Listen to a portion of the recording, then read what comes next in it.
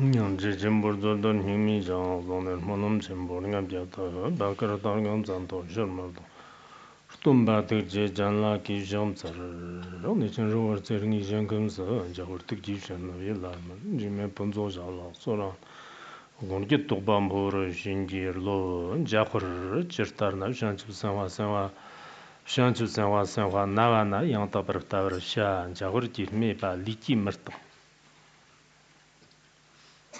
Japurti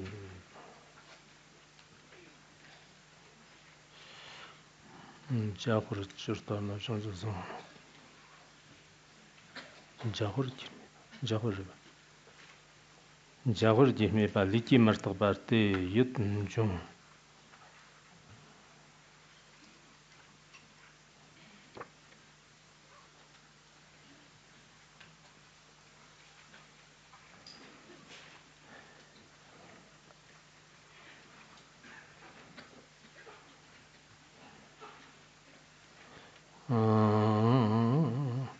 Liki Martabarte Yedum Jung Jando Chabada Jarena Mayan, Live Dungurate Nyan Lende Pa Gavina Mayan, Live Dugme Parte Gonjan Simpson membership so Li Javaniki Shinta Javena Mayan, Niershu Pa Tam Chedov Tambarte Poena Mayano. Da Daga Navi Simpson Jana Navala Nyanjivarti Munjim T. Mir Dungerjis Trambatan, Simpsonji Tumshaverjis Trambatan, Givir Zava Mundo Shambatan, Zopa, Zotmanir, number Tabatan, Trepa Mepatan, Start of Sunji Zambe, Nat Tamset, Meper, Shepir, Manji Jarpur, Juroji, Terter Chance of Sanwa, Nam Chance of Sanwa, Nava Nayan, top of Tower Show. Jahurjir, Mepa, Rikiva, Chance of Sanwa.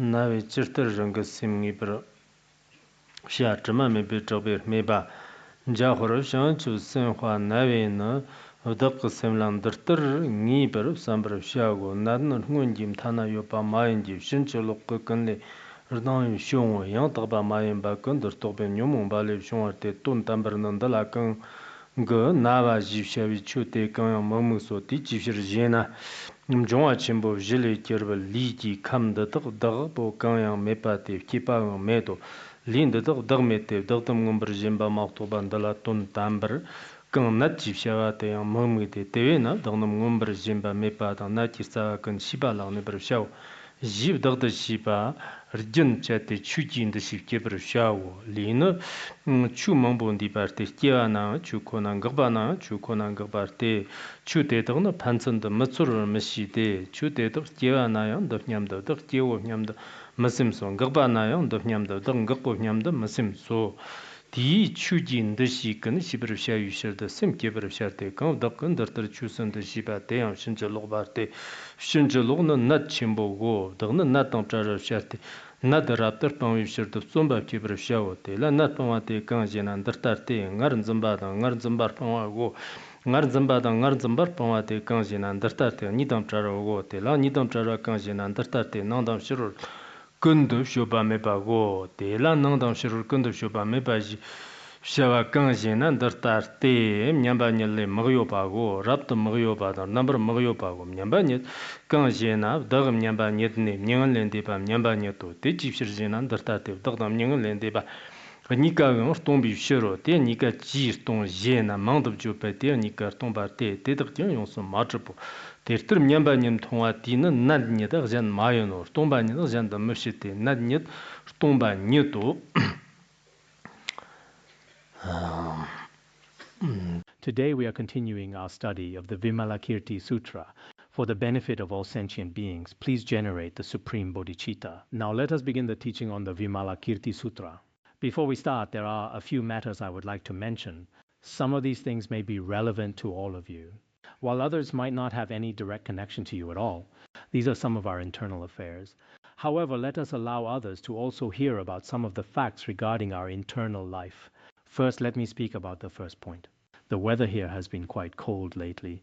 It is said that the temperature over these past 2 days has been around -20 degrees Celsius. This includes both last night and tonight. Some areas have also been experiencing power outages. Many people are now getting to enjoy this pleasure. Actually, having no electricity can be seen as a very good thing.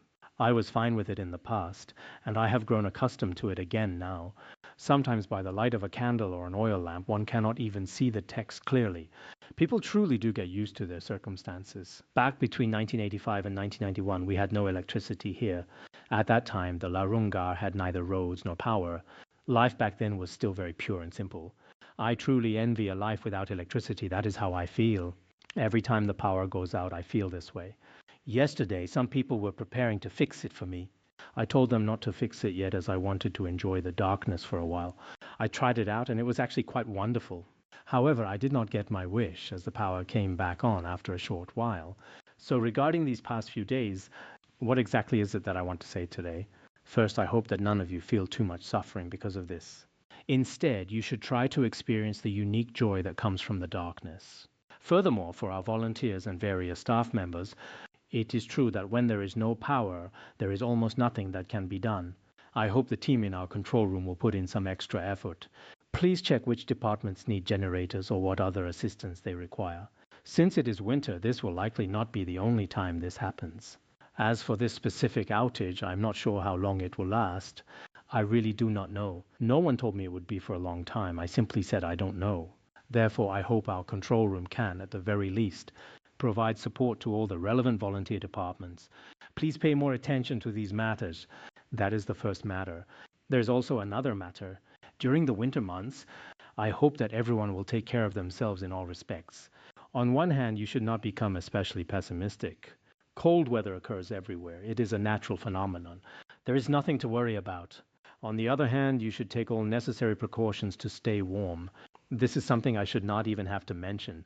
I see that some Dharma friends have already wrapped themselves in many layers of clothing to the point where you look, well, you know how you look. I would also like to raise a wish for our volunteer departments. For those serving in the volunteer departments and other areas, including some of the canteens here at our Larungar, I hope that when you prepare the food, the cooking should be done properly. In winter, many undercooked vegetables may not taste very good. It often happens at our Larungar that because business is good and the cooks are very busy, they just give the vegetables a quick stir fry and consider it finished. That is a bit problematic. Not long ago, when I first returned from Africa, I found everything delicious. But now I no longer feel that way. I still find it difficult to eat some of those undercooked vegetables. So I believe that this feeling of mine likely applies to others as well. I hope every department, when preparing and cooking food, regardless of how many people you are serving, can maintain the quality of the food. I know you all work very hard and it is truly not easy. This is especially true for those preparing breakfast. Waking up so early and traveling to serve the monastic community is truly difficult. However, when you undertake any form of service, as long as you are in that position, you must perform your duties earnestly and happily until the very end. Even if you are only serving until tomorrow, I hold this principle. As long as you are in this position of service, before you leave tomorrow, you should complete today's work with great sincerity, and you should do it with a happy heart, and complete it with genuine enthusiasm. This is very important. I do not mean to imply that you are not doing a good job, but I observe that there are many people in the monastic community, and sometimes perhaps they are quite picky. However, there are certain matters among our Dharma friends that I feel I must speak about. I would like to mention this to everyone as well. There is one more matter. That was the second matter. The third matter has not happened recently, but we must use our wisdom to discern things properly. A while ago, when the Larungar was holding an internal Dharma assembly, many Dharma friends were under the street lights at night, digging out small transparent fragments of film from the asphalt road and eating them frantically. They believed that these were relics, but these are absolutely not relics. I also do not deny that during Dharma assemblies it is indeed possible. When His Holiness Jigme Phuntsok Rinpoche was alive, I witnessed such things with my own eyes. At that time I was seated in a certain spot. While others might not acknowledge it, I personally saw and received some of them myself. They could not have fallen from the sky because there was a ceiling above us. Even when there was absolutely nothing in the room, suddenly it was as if something descended. There have indeed been such relic descents. However, regarding the relics that some of you have recently picked up, I do not acknowledge them as authentic. I must say this, because if you continue to believe these are true relics, and if in the future some department performs a chemical analysis and they conclude that Buddhist relics are composed of such materials, it could bring a very negative impact upon Buddhism. One evening when I came outside, right there at our entrance, I saw many Dharma friends lying flat on the ground searching frantically. At that moment, I did not think you had found any true relics. Instead, my heart ached because this road had only just been newly paved. This is not a laughing matter. It is something to weep about, do you understand? It is because so many of us are deluded. We fail to recognize the true essence of studying, reflecting, and practicing the Dharma. We do not realize that these are the things of real meaning. Yet when something is absolutely not the real thing, we mistake it for the truth. Our lack of understanding regarding suffering, emptiness, and selflessness is forgivable. But when it comes to such a very simple concept as this, if some Tibetan monks and nuns do not understand, I feel it is simply because they have never studied chemistry. That would be understandable. However, many of us have at least attended physics and chemistry classes. Therefore, I hope that you will focus on more genuine matters. Do not engage in such foolish actions. Of course, I do not deny that during our Dharma assemblies, there is indeed the blessing of the triple gem and the power of auspicious activities. Sacred objects may indeed descend at those times, but such relic descents never occur in such large quantities. Sometimes people find all sorts of things. Some find small pebbles, while others find small flower stems or stamens. It is just various miscellaneous items. If you treat these as relics, it not only brings no benefit to Buddhism, but it is actually harmful. This is a point I want to emphasize. That is the third matter, all right? Now for the fourth matter, whether you are lay practitioners or monastics, your main focus should always remain on studying and reflecting.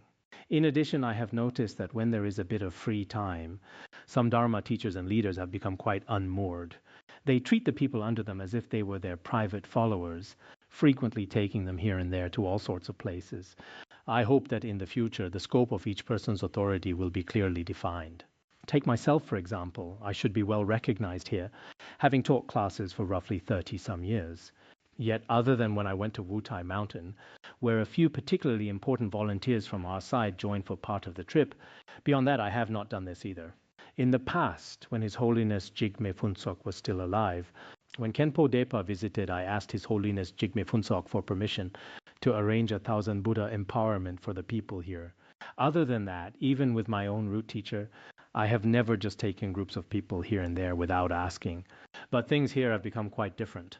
For instance, some department heads are moving people back and forth, frequently chartering vehicles.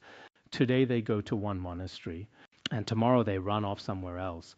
And some Dharma teachers here treat their own classes as their private property, planning to take them on trips within the country or even abroad. It is one thing today and another tomorrow. Some of our lay groups, instead of properly organizing study, reflection, and practice, are frequently organizing visits to this monastery or that place, or going on pilgrimages elsewhere. After that, they go somewhere else for a pilgrimage. So in the future, you only have the authority to teach and tutor. If you wish to take a group of people somewhere, it is best to first seek approval from the relevant person in charge. Otherwise, our exercise of authority at times is, in my personal view, not very appropriate. Furthermore, there can be certain risks involved. Everyone should be aware of this. For example, if we charter a vehicle to go to the county, I feel very worried. If a traffic accident occurs involving over 10 people, much like the recent incident in Chongqing and other similar events, think of all those precious lives. Can you personally bear that responsibility with just a single word? Therefore, I hope that people everywhere understand this. If 2 or 3 of you, or 4 or 5, have a truly close internal relationship, and you truly have more money than you can spend, then I personally have no objection if you go somewhere privately. But when it comes to organizing large-scale activities, everyone should be clear by now. Engaging in high-profile, exaggerated, or lavish conduct is not appropriate for the times we are living in. Currently, many international matters have become extremely complex. Whether in economics, politics, or religious belief, there is very little certainty. There is very little that can be truly relied upon. This includes the class we are teaching right now. Whether our next class will have the right conditions to proceed is very hard to say. So, in many matters, some Dharma friends may lack sufficient experience.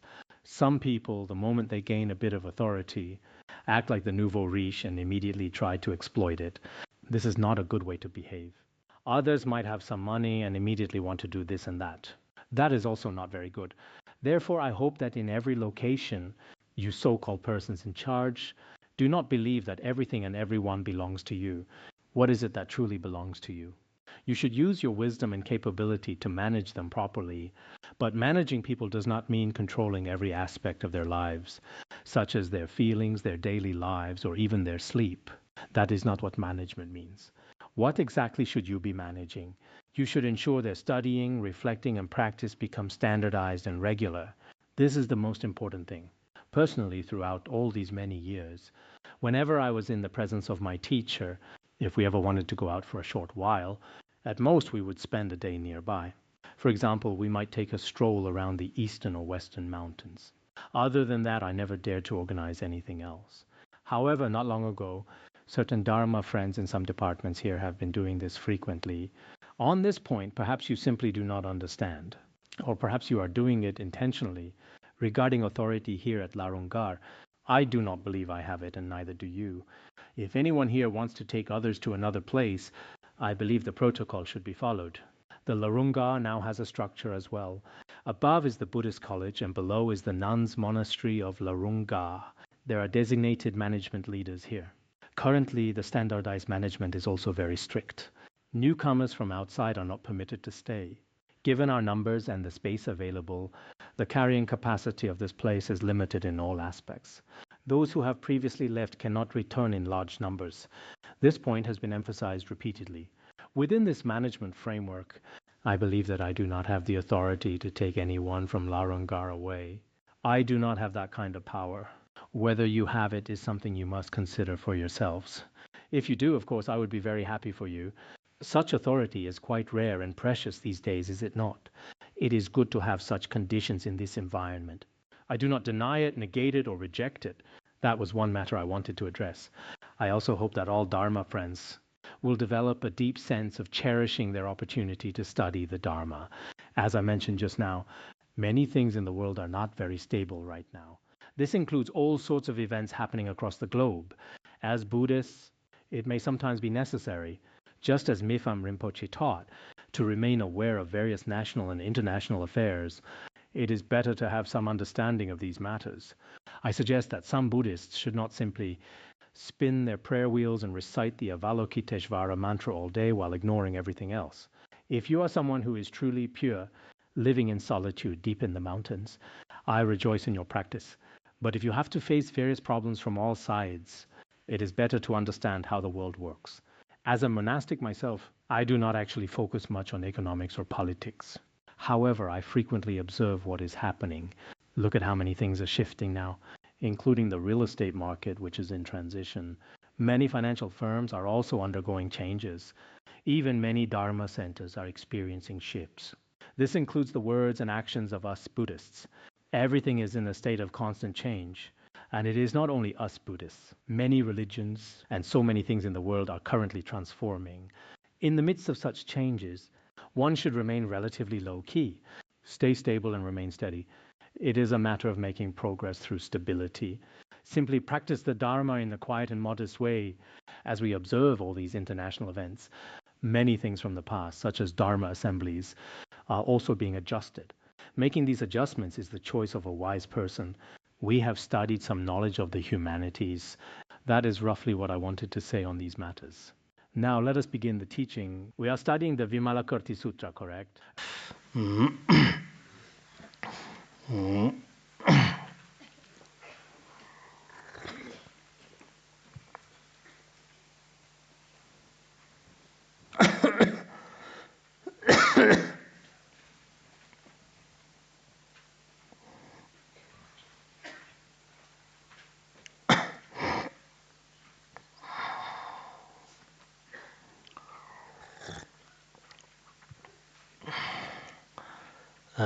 Earlier, we discussed Manjushra Bodhisattva. Manjushra Bodhisattva went to inquire about the layman Vimalakirti's illness. All of those questions were addressed previously. What exactly is the nature of this illness? The underlying principle has been explained. Now let us continue with the teaching. Today's content mainly covers two aspects. First, Vimalakirti, the layman, speaks about how to comfort a sick person. If we are to comfort someone who is ill, what methods should we use? We will discuss this. The second point is from the perspective of the sick person, specifically on how to control one's own mind. The teaching is presented through these two aspects. The first is how to comfort a sick person. According to Master Jiji's interpretation, this is for those who follow through faith. It serves as a teaching for those who follow through faith. Then the second part, how a sick person should control their mind. This is for those of sharper faculties who follow through Dharma. It is a set of instructions for those who follow the Dharma. So today we will mainly focus on these two aspects. In fact, these two aspects also address some very profound essential points of Mahayana Buddhism. Every one of us may fall ill at some point. And we see that the people around us also get sick frequently. When someone is ill, we often go to visit and care for them. At such times, do we have any teachings to rely on? Some people may have them, while others do not. This includes when we ourselves are sick. It is very beneficial if these teachings can be applied. Even if they cannot be applied immediately, they still possess great blessing power for us. Because in Mahayana Dharma, regardless of what kind of person is involved, the merit of listening to it is extremely vast. There was once a text called the Khenpo Sutra. Gandrimdo Tamchunian be deepten Shangam Gandru Dongwija Tubi Shangchip Todingir Na Nyanshir Lagla Nyanshir Lagbar Muchoku. In the Tibetan tradition, I'm not sure if it was cited in the commentary on the aspiration of Sukhavati elsewhere. The Khenpo Sutra says, when demonstrating the time of Dharma teaching, drums are beaten and the Ganta struck. Hearing this sound brings liberation, how much more so those who go and listen. This means that when we are teaching the Dharma and notify everyone about the teaching, by beating a drum, blowing a conch shell, or striking the Ganta as described in the Vinaya, merely hearing that sound can bring liberation and prevent one from falling into the lower realms. This is even more true if we go to hear the Dharma in person. So for the sake of hearing Mahayana Dharma, going to the teaching hall or the place where you listen to class, the merit of taking just 7 steps is inconceivable. The Samadhi Raja Sutra and many other sutras also mention this. His Holiness Jigme Phuntsok Rinpoche also frequently cited these scriptural passages. I remember that when I first arrived here, we would travel a long way to attend class, but our hearts were filled with great joy. It is still the same today. Many of our Dharma friends, in order to attend class, sometimes have a difficult time getting to the morning class, walking through the snow and slipping on the ice. The area below my residence is actually a very good ice skating rink. I have never been to an actual ice skating rink in northeast China, but for young people, sliding down the hill like that should be quite a good experience. The point is that listening to the Dharma brings great merit, so traveling to a distant place for it is very worthwhile. I also hope that Dharma friends in the cities, whether driving or walking, will understand that spending this time is very meaningful. Please also remember the content of the scriptural citation I just mentioned. So it might be necessary for us, since we do not know if things will be as convenient in the future, to follow the tradition. We perform a ritual here where we blow a conch shell. In the future, we will also use sound to notify everyone online in advance. Hearing this sound will give you a sense of awareness. It is now time to start listening to the Dharma. It is not just for us who hear the conch and the drum, but for other sentient beings as well. This includes, for instance, the crows and magpies in the Larangar. When they hear it, wholesome roots are planted in their mind streams. In the past, when Master Vasubandhu recited Prajna verses, Master Thirumarti was a parrot at that time. He later surpassed them in his realization. So when we blow the conch shell, if there are crows sitting under the eaves, I often think about this. A pair of crows lives under my eaves and is always there, but since I do not blow the conch at home, I recite mantras for them when I go out. Sometimes while I am reciting, they look at me very attentively. They are not afraid because they are used to it. But I feel it is slightly disrespectful to teach them from below. Now let us continue the teaching. At that time, Manjusri asked Vimalakirti, how should bodhisattvas comfort bodhisattvas who are ill? As I mentioned earlier, the previous section mainly described how Manjusri Bodhisattva went to visit Vimalakirti the layman. Vimalakirti is the one who is ill. So upon his arrival, since Vimalakirti is sick and Manjusri came to visit him, but in this manifestation, Manjushra asked him how to comfort a sick person. Then perhaps Vimalakirti, the layman, should have countered by saying, "Are you not here to see me? You should be the one comforting me." But he did not say this. Many reasons for this are explained below. Actually, many great masters of the past had different explanations for this. Most believed, why ask Vimalakirti, the layman? One reason is that he knows exactly what the situation of a sick person is like. So if he were to describe how to offer comfort, it would be the most truthful and the most reliable instruction. Because a person who has never been ill, if you ask them about matters related to visiting the sick, they may not necessarily have this kind of experience. Since he himself is currently ill, he is very clear about how to comfort others. This is one aspect. There is also another aspect. Originally, from the perspective of definitive meaning, Vimalakirti, the layman, is not actually ill. He is merely manifesting this for a purpose. So Manjushra Bodhisattva also asked him. The reason is this. Otherwise, asking him would seem somewhat disingenuous. Then when he was asked, Vimalakirti, the layman, told Manjushra Bodhisattva, and not only to him, but also to those present. But it seems that in the Chinese text it says Vimalakirti said, whereas the Tibetan version says Manjushra Bodhisattva said. Is that right? No, that is not right, is it? Did I just read it incorrectly?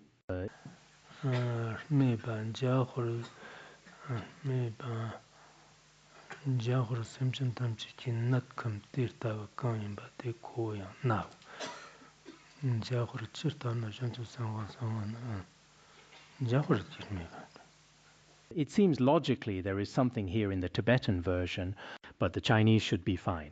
At that time, Manjushra Bodhisattva asked Vimalakirti, the layman, how to comfort a sick person. This is something we also do often. We often go to see others. When a friend is ill or a family member is ill, when someone else is ill, you must go to visit them. When visiting, look at what habits we have. Some people bring a flower wreath, not a funeral wreath, but something equivalent, which is not very good. Bringing a wreath when the person has not yet died. Actually, flowers are brought when someone is ill, and flowers are also brought when someone dies. Sometimes it is a bit strange. I do not know what it means. I do not understand. This is what he said. Vimalakirti, the layman, said, when comforting someone, it should be as follows. This refers to a physical illness. For a physical illness, explain that the body is impermanent. It is impermanent moment by moment. Do not cling to it so strongly. Every person's body is impermanent, but saying just this alone is not enough. Do not teach that one should have aversion for one's body. Before, the focus was on the impermanence of birth and death, as taught according to the Śravaka vehicle teachings. But you should not teach that one should have aversion for one's body. If we only speak of impermanence, they might abandon the body and tend towards cessation. There is this possibility. So one cannot teach aversion for the body, because relying on this composite body, one can still benefit beings. So do not fall into either extreme. Actually, when comforting a sick person, on one hand say the body is impermanent, but on the other hand, although the body is impermanent, you still need to remain in this world for a long time. Keep your spirits up. You will certainly remain in this world for a long time. You will not die, and this illness of yours will certainly get better. Do not abandon your body. Otherwise, as with some Śravaka monks in the past, upon hearing the faults of the body, they truly gave rise to revulsion and died in the end. There are such cases, so this is one aspect. Then one should also explain that the body suffers.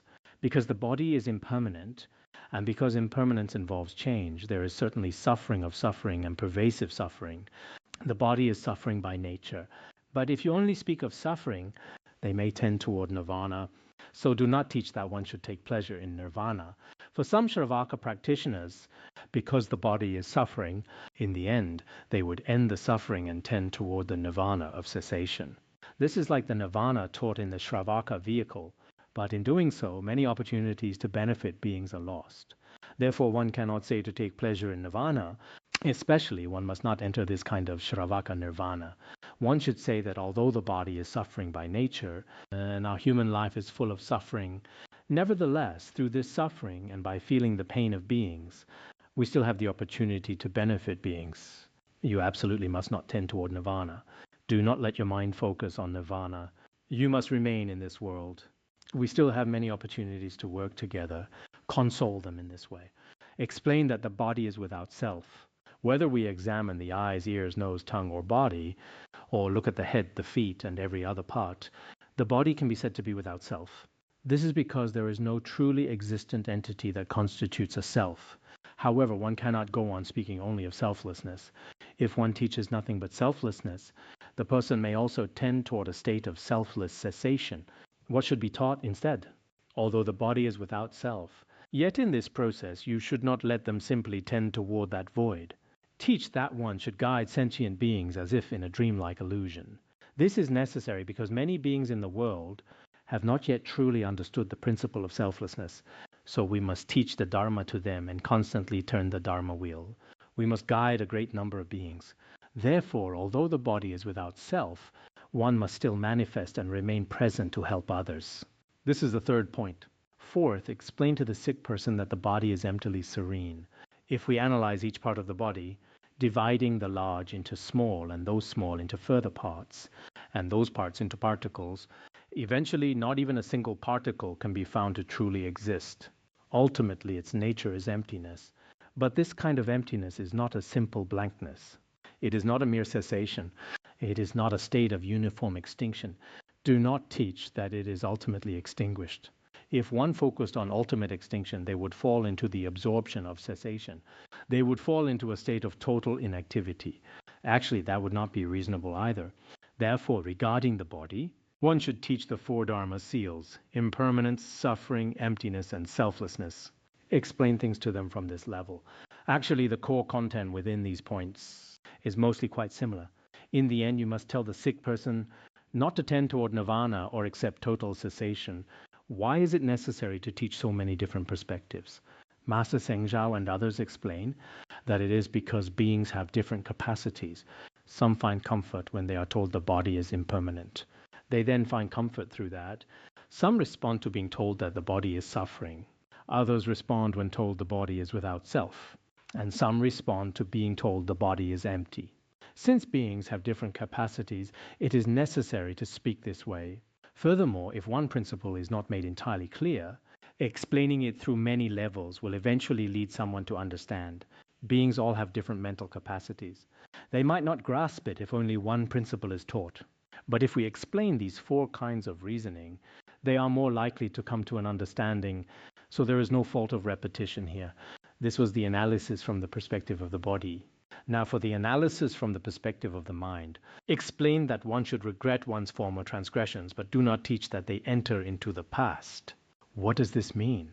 When speaking of these past transgressions, we should understand them as being established within the mind. One's present illness and suffering actually stem from negative karma created in the past. Regarding these past negative karmas, the Śāriputra vehicle also frequently teaches this. For instance, killing leads to a short life, and harming beings leads to frequent illness and other hardships. These are caused by the negative karma of past lives. But one also cannot say that this negative karma is a truly existent thing that has physically moved into our present bodies. If that were the case, karma would no longer be empty. So do not teach that they enter into the past. Do not say that the karma of past lives has persisted concretely until now, or that we are constantly entering into the past, and that past negative karma is a truly and solidly present reality. It should not be explained in that way. Many great masters explain that the above teachings, including what we discussed about those who follow through faith, concerning these methods for comforting the sick, are mainly intended for those with sharper faculties. They use wisdom to analyze the situation. Since wisdom and great compassion come first, wisdom is used here to analyze how to comfort a sick person. Then below, it could be said that the following is for those with duller faculties, or it is analyzed through the lens of compassion. From the perspective of wisdom, we help them avoid suffering by analyzing the body and other factors. Then from the perspective of compassion, since the person is currently ill, we encourage them to contemplate the suffering of all beings and generate compassion. This approach also holds great value.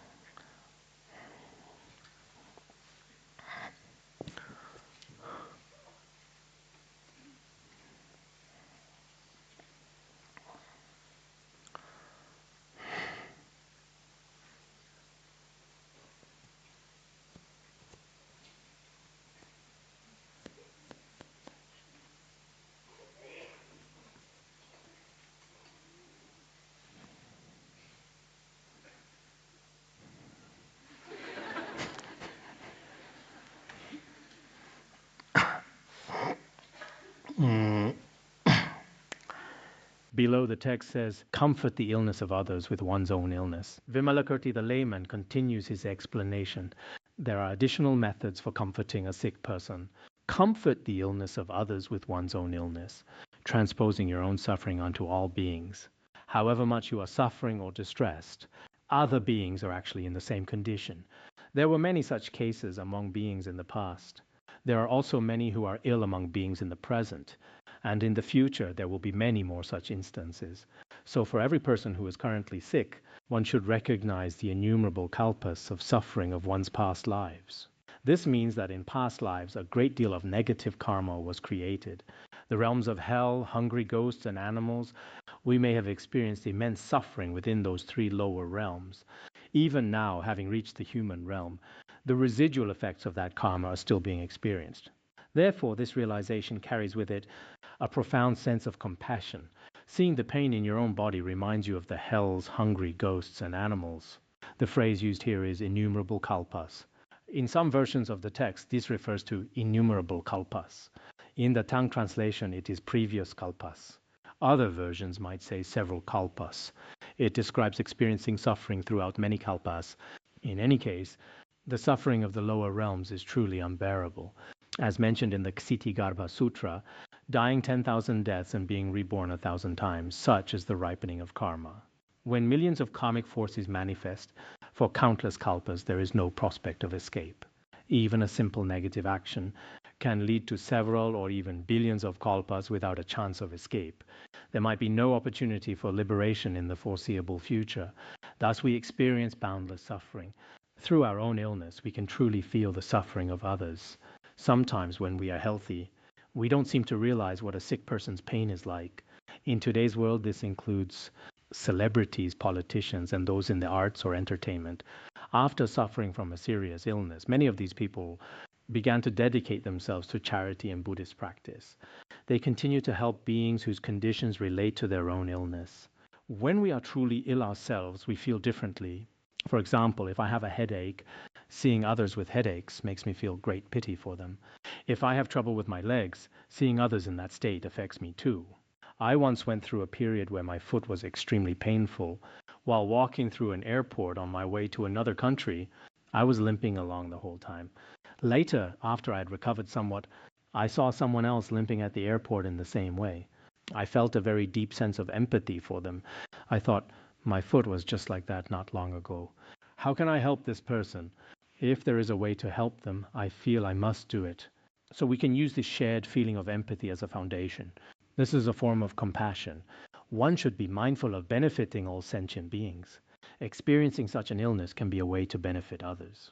Not only by generating inner compassion, but by taking actual action to benefit all sentient beings.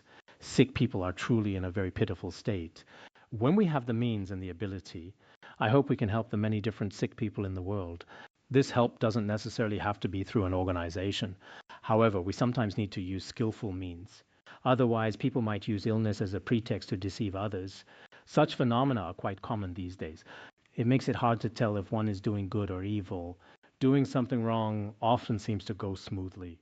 But doing good can come with many dangers, so it is complicated. One should remember one's cultivation of blessings. As a sick person, you should think of the merit you have cultivated. What else should one remember? Be mindful of one's pure livelihood. Avoid all forms of wrong livelihood and maintain a pure way of life. Even while being sick, one should think about living purely. I'm not entirely sure how the punctuation is divided here. I'll treat each segment as a semicolon if that's right. Also, do not generate vexation. Your state of mind is very important when you are ill. Don't think, I'll never get better or I'm finished. It seems people in the West are often better at letting go. Perhaps in Northern Europe or certain other countries, there are social safety nets to support those who fall ill. In the United States and many other places, falling ill can be devastating for some people. They might have been wealthy before, but once they get sick, they are in a very pitiful position. This leads to a low mood when falling ill. That distress can then make the illness even more severe. One must always maintain exertion in practicing wholesome Dharma. As mentioned earlier, remember your cultivation of blessings. This reflection is actually very important. When we fall ill, we shouldn't focus on the negative, the pain. or any bad things we have done, as someone offering comfort, you should say to them, do not be so heartbroken or pained. Your illness will actually get better. Even if your illness does not get better, you will certainly attain a higher realm in the future. There is a story about this in the Madhyamagama Sutra. At that time, Anāthapiṇḍada was very seriously ill. He sent someone to invite the Venerable Śāriputra to visit him. Since they were good friends, Śāriputra came to see him. When he arrived, he found Anāthapiṇḍada in a critical state. He was hovering between life and death and was extremely ill. Following the customs of ancient India, Śāriputra asked him, "Are you suffering much? Has your condition improved at all? Have you been able to eat well?" Actually, asking a sick person these basic things is the best approach. You should start by asking, "How have you been lately?" I have found that no matter who they are, sick people are especially concerned with the details of their illness. Are you in pain? Where exactly does it hurt? How are you sleeping through the night? Do you have an appetite for food? How has your mood been recently? This gives the sick person a common ground to share their feelings. Just handing them a red packet and leaving without a word is not a very helpful way to visit. So Śāriputra asked him these questions. Anāthapiṇḍada replied, "I am very seriously ill. The pain is only increasing and not letting up," and he explained at length. Then Śāriputra very skillfully told him, "It is all right, you should recover very soon. Even if you do not, you are different from most people. You have cultivated such immense merit. You will certainly not fall into the 3 lower realms. Your right view, right livelihood, and right conduct are far superior to others," and so on. He offered many comforting words. Even though Anāthapiṇḍada might have been comparing his situation to others, once he made that comparison, he realized that in many respects he was truly prepared. He felt that even if he left this world, there was nothing to fear. His mind opened and was at ease, and he immediately felt happy. Once his spirits rose, his illness was cured.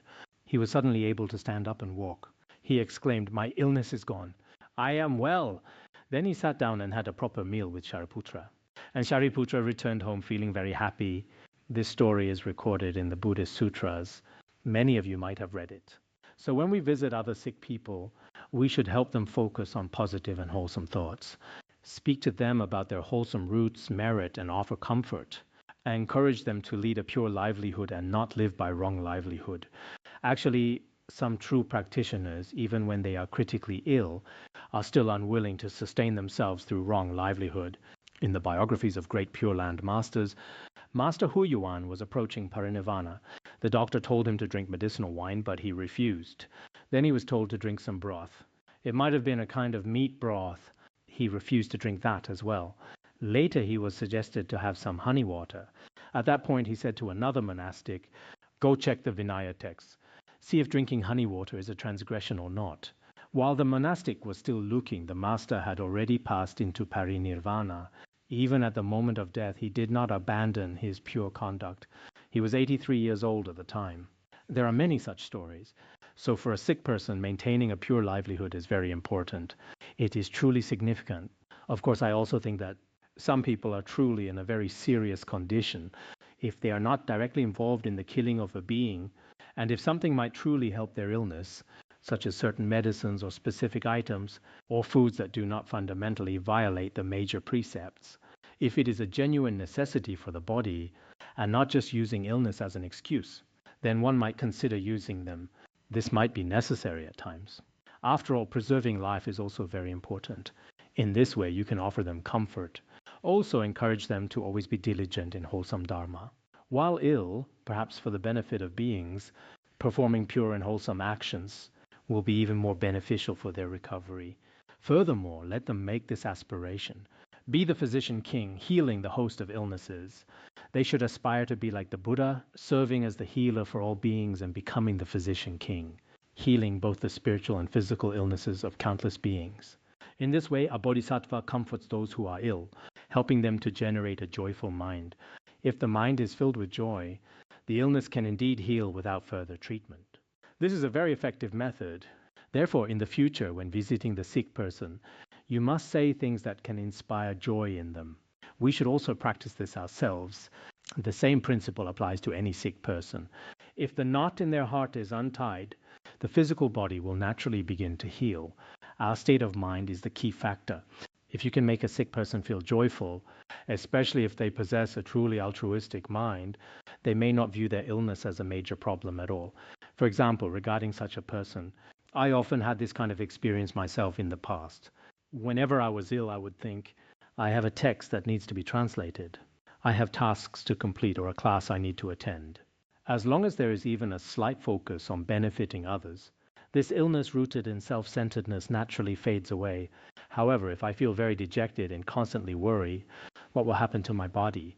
Am I going to die? Please, Amitabha Buddha, I must survive. I simply cannot die yet because I still have so much to do. When you think only of yourself, the situation truly becomes difficult.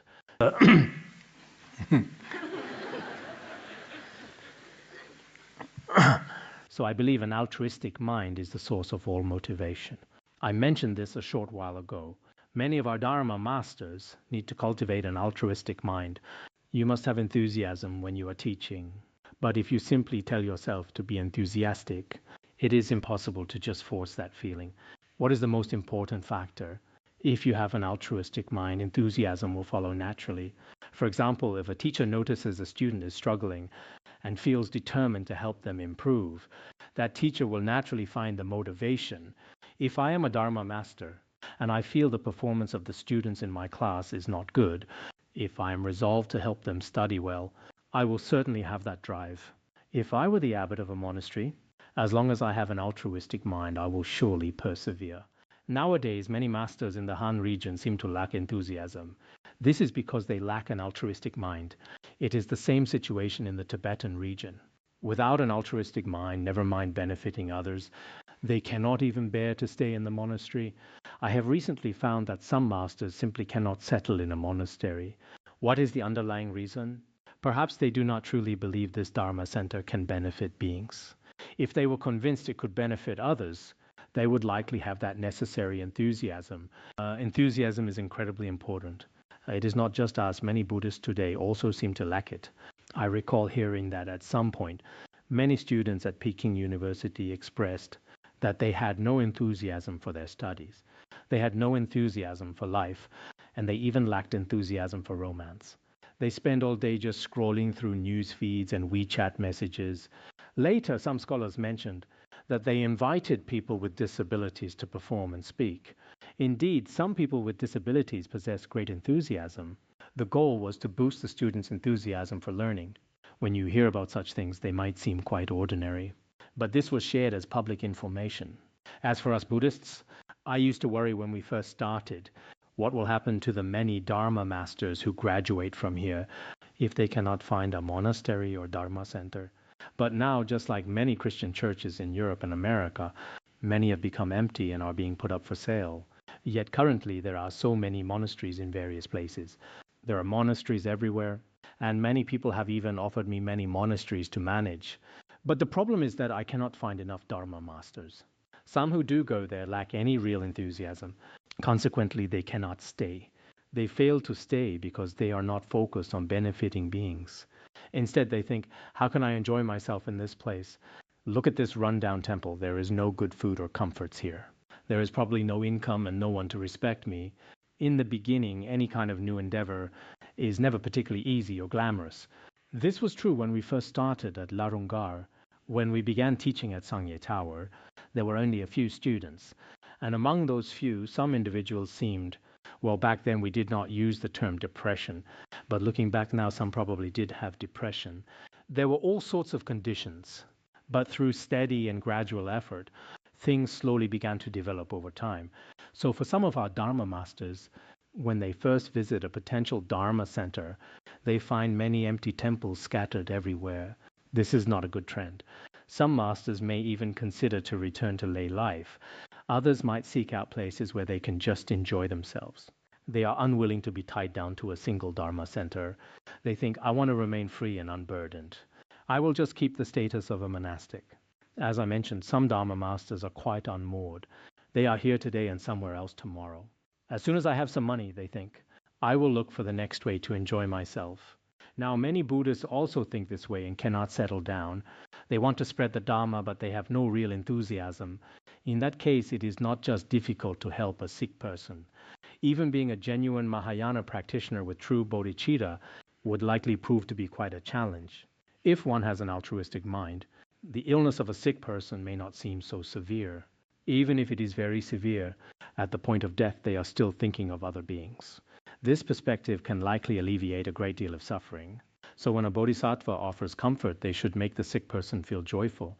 I believe that bringing them joy is achieved through altruism. If they are a student of the Mahayana Dharma, it is possible to bring them joy through altruistic means.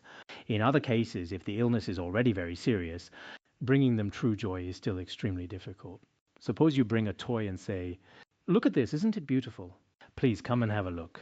This is essentially a small way of distracting or deceiving them. Once the pain becomes unbearable, they will not want to look at it anymore. Such things may not necessarily bring them lasting joy. That concludes one section of the meaning. This is what we just discussed. This passage is for those with duller faculties taught from the perspective of bodhicitta. Now we move on to the second layer of meaning. This involves the clinging to dharmas, or rather, the deeper layer of meaning follows. It speaks of a conventionally imputed self, conventionally imputed dharmas, the cessation of dharmas, and principles such as the emptiness of emptiness. Manjushri Bodhisattva then asks, "Retired scholar, how should the bodhisattva who is ill control his mind?" He asks how to tame the inner mind, specifically during illness. This is spoken from a relatively high level of realization. Vimalakirti said, "The bodhisattva who is ill should think as follows." What should they think? This present illness of mine comes entirely from the false concepts, confusions and afflictions of previous lives. It arises from all kinds of inverted thinking and ignorance. There is no actual dharma that experiences illness. How could there be a truly real one who experiences the illness? First, what is he addressing here? He is speaking about the root source of illness. As just mentioned, the source of illness actually resides within every one of us sentient beings. Beings have a great deal of deluded imagination and ego clinging. These false concepts and ego clinging arise from inverted ignorance. Since they stem from inverted ignorance, attaining liberation requires a kind of powerful realization. To achieve this realization, the analytical investigation of dharmas is very important. If one already understands how to analyze dharmas, first and foremost, they will have no particular attachment to the cycle of birth and death. They will not experience any special suffering. As the Sutra of Rare Events says, a virtuous person welcomes death like a prisoner leaving prison. A good practitioner is actually quite joyful about the transition of life and death. An evil person fears death like a prisoner entering prison. An evil person is especially terrified of death. Therefore, those in the world who possess inverted thinking actually do not know the true nature of dharmas. That is what was discussed previously. Then Vimalakirti says, there is no actual dharma that experiences illness. Regarding such dharmas, whether it is your afflictions, your inverted delusions, or the suffering of the illness you feel, none of it possesses a truly real substantial dharma. This is taught for those of sharper faculties who follow the Dharma. For those who follow the Dharma, there is no truly real one who experiences illness.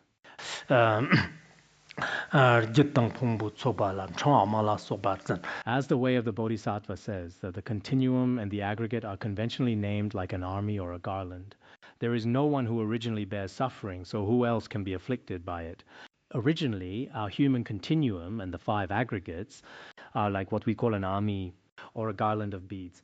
They are conventionally imputed and have no true inherent existence.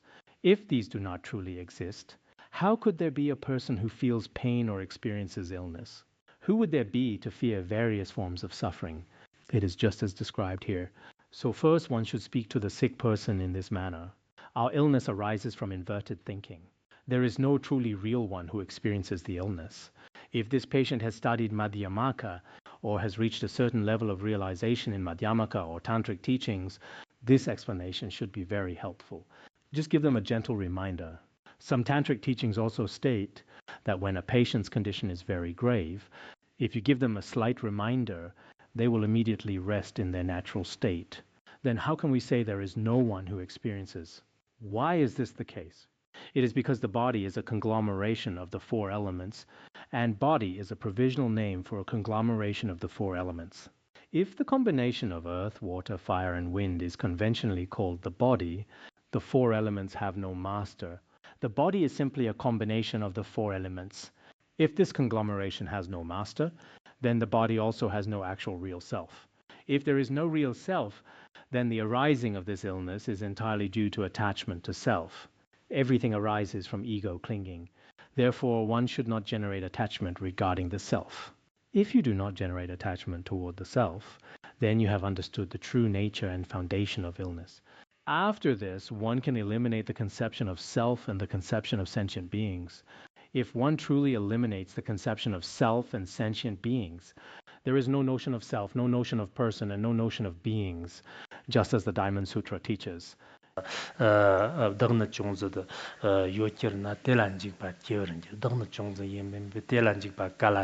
even a trace of self truly remains, there will be fear toward objects.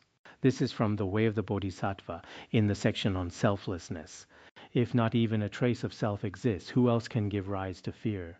If even a slight trace of self arises, I can then experience suffering and fear.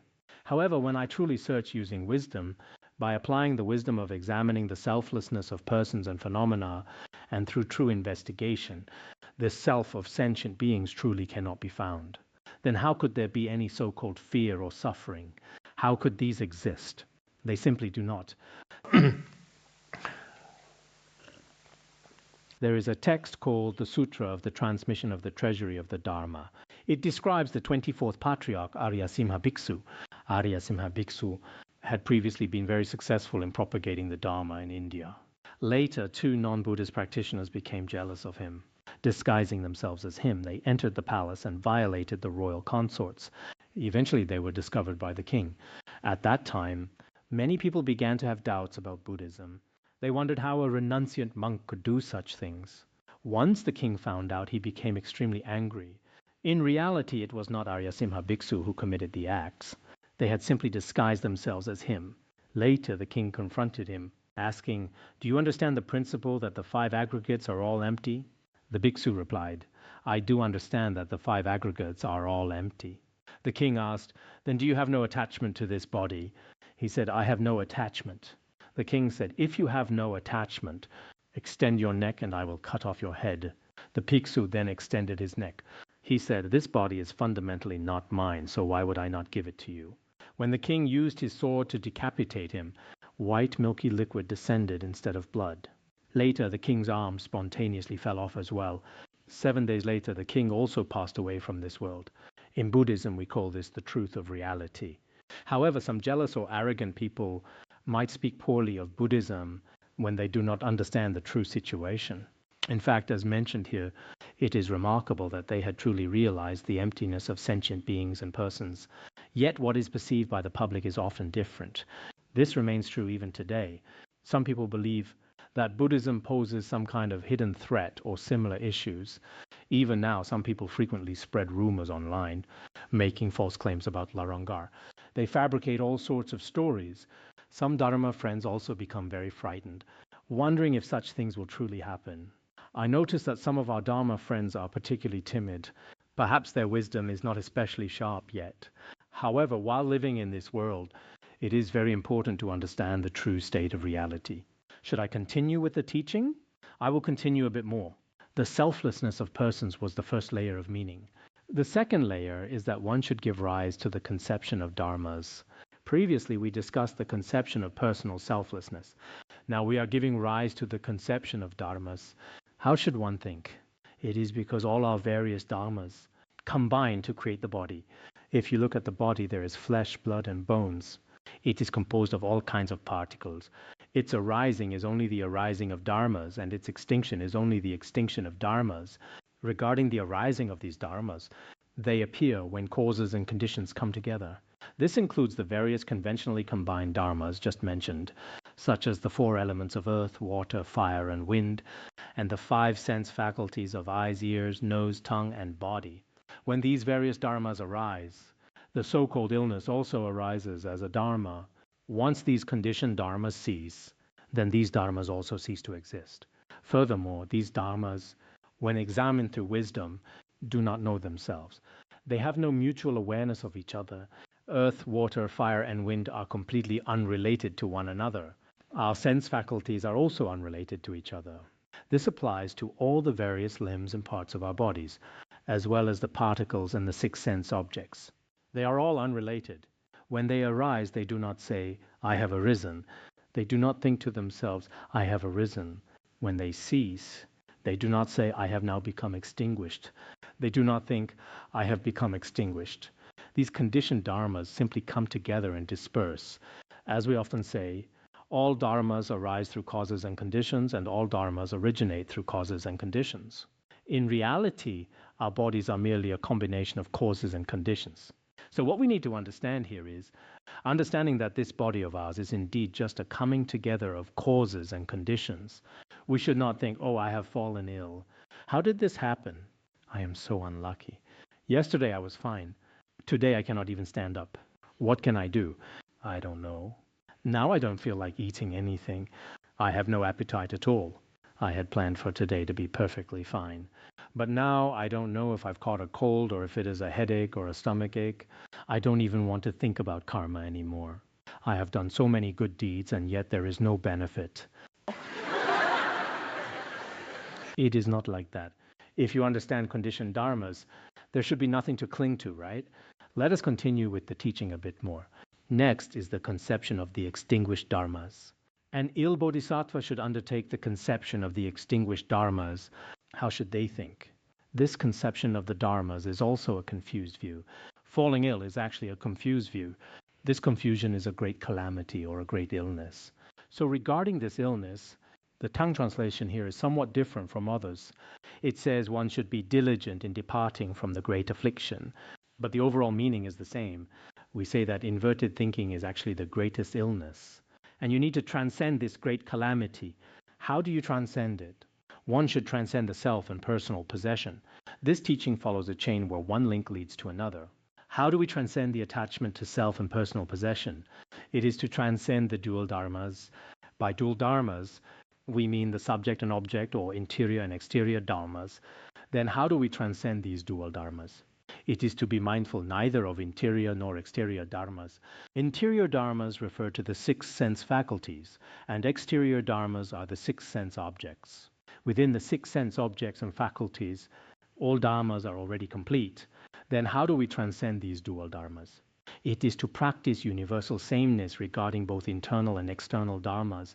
In some versions it is called unmoved conduct or unshaken conduct. Unshaken conduct. The Tang translation also says this. How do we practice with universal sameness without being shaken? What is universal sameness? It is for self to be same and for nirvāṇa to be same. It means the sameness from the self all the way to nirvāṇa. The Tibetan text says all the way to nirvāṇa. The entire range from here to nirvāṇa must be seen as equal. Saṃsāra and nirvāṇa are essentially the same. There is no difference between them. As we just discussed, the root stanzas of the middle way says, nirvāṇa and saṃsāra are not the slightest bit different. Saṃsāra and nirvāṇa are also not the slightest bit different. Saṃsāra and nirvāṇa are completely equal. How are saṃsāra and nirvāṇa equal? Both self and nirvāṇa are empty. They are equal in their aspect of emptiness. Saṃsāra is empty and nirvāṇa is also empty. Then how are saṃsāra and nirvāṇa empty? Why are they empty? Because saṃsāra and nirvāṇa are both provisional names. Beyond their names, there is no substantial reality. Thus, these two dharmas are without definitive nature. There is nothing substantial or truly existent. No dharma is truly established. So, when one attains this universal sameness, attaining here means realization. If you have realized universal sameness, there is no remaining illness. The progression here is starting from the great affliction mentioned at the beginning all the way to finally realizing universal sameness. Realizing the non-duality of bliss and emptiness, or clarity and emptiness. At this stage, there is no more illness. Then at that point, is there only an illness of emptiness? The illness of emptiness is also empty and non-existent. Do not think, if all dharmas are empty, then you have caught the illness of emptiness. Everything is just empty. If you think about emptiness like that, then you have already contracted a very severe illness of emptiness. It would be incurable and no one could treat it. When even the emptiness of the illness of emptiness does not exist, then you are truly recovered. Today I hope everyone will be free from physical illness and also free from any mental illness. We will stop here for today. I'm a few minutes late. I will continue teaching the Vimalakirti Sutra tomorrow. There were quite a few people here today, which is good. Your attitude is also good. Regarding our sessions before and after class, do not say online that the monastics are reciting sutras. It is not monastics reciting sutras. We all recite them together. When you describe it, before class, monastics recite sutras. After class, monastics recite sutras. Actually, we all participate. If there is time, let us recite for half an hour before class and dedicate together for 10 plus minutes after class, all right?